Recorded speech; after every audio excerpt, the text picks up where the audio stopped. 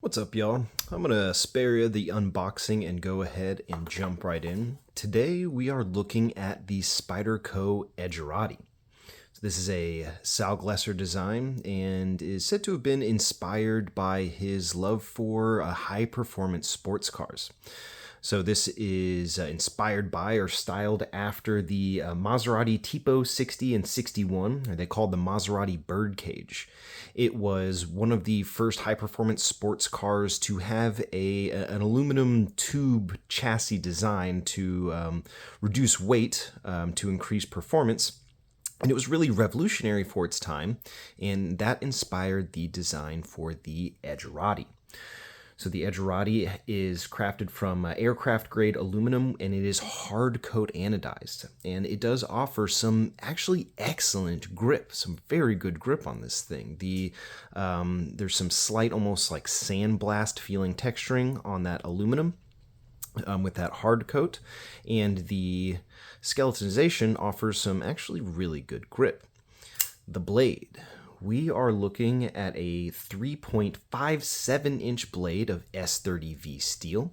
I've said it before and I will say it again. Spyderco S30V is still a just fine steel, and I'm perfectly happy with it in a knife like this. Sure, S90V or one of the other higher end premium steels would be fine. It would be cool. S30V, especially from Spyderco, is still a great steel. So these skeletonized handle scales do bring that weight down to around 3.3 ounces. Just for some context, a very similarly sized knife is the Spyderco Shaman, and that comes in at 5.2 ounces. So this is a pretty significant weight reduction in that comparison. We do have some very, very functional jimping. Some of the most functional jimping that I've felt on any knife or any Spyderco for that matter, but it really locks you in there. Very aggressive jimping. That jimping is so aggressive, in fact, with that little bit of top of that spine sticking out, we've got a very reliable, steady front flipper. Not a very common thing that you see on the Spyderco. I'm not really sure if that was by design. This knife does have some very good action, so that doesn't hurt it at all either, and I can get a very consistent front flip on that. Sometimes it's hit or miss with front flippers with me. One of the things that I really enjoy about this skeletonized design as well is that window into the compression lock. So this actually gives you a little view into how that compression lock functions. We can see from both sides here the way that that lock bar moves into place in between the blade and that stop pin, forming the compression and one of the strongest locking mechanisms out there.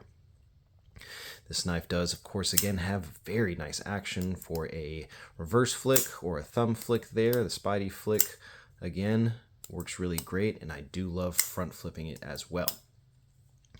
It does have a left or right hand tip-up carry with my least favorite style of Spyderco pocket clip, but that's just fine. I don't mind it. It looks great. There's nothing aesthetically I don't like about this knife except for the nub. I've mentioned the nub on other videos before, but I just don't like how much the nub on the Ricasso before that choil ends there.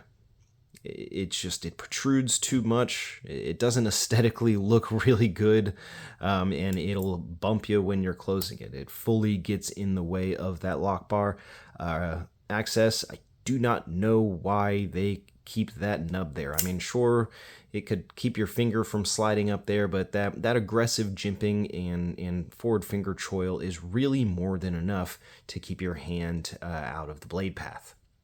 Or just off the edge, you know what I mean. Really excellent ergos. You've got that forward finger choil that you can really choke up on, and you've got a really nice grip to back down away from the blade as well. That jimping really keeps you locked in. I really like that straight spine blade that you see on many Spydercos. Really excellent blade shape there.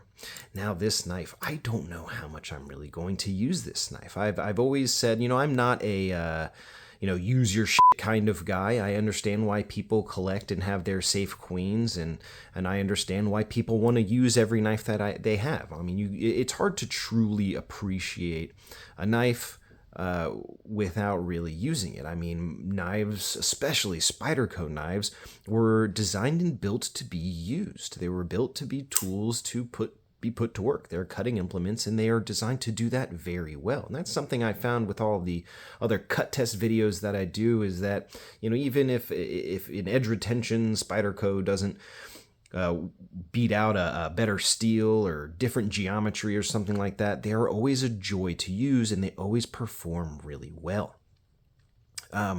I don't know how much I'm really going to use this one. This is, I feel more conflicted than with any other knife to use this knife. I mean, I would sooner want to use my Oz Roosevelt that comes in at more than 3 times the price of this, probably right around that, and I'm more hesitant to use this. This one just, it feels like a showpiece to me, and I think it's okay to have some of those every now and then. I'm all about Spyderco. I love Spyderco. So this is just something that I just really felt like I had to have. It felt like something special that they put out. I really wanted to check it out, and I'm really glad I did. This is one of the coolest knives that I have, in my opinion. I mean, maybe it's just because I don't have any. This is my first skeletonized knife, so maybe that makes it feel more interesting to me too. But I just think between my love for Spyderco and something that's this unique and cool just really drew me towards this knife. So I'm really happy that I was able to get my hands on one of these. I'm not sure if these are always really hard to get, if they sell out very often where they are available, but I was able to get one, and I'm really grateful for the chance to do that, and I'm really happy with this knife. Otherwise, I mean, it's a great Spyderco. Either way, great action,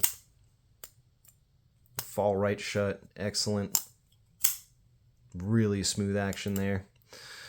So really cool knife, and I'm happy with it. If you have the opportunity to get one and check it out, I would highly recommend it. I mean, it's pretty cool for the front flipper alone. Really been enjoying that.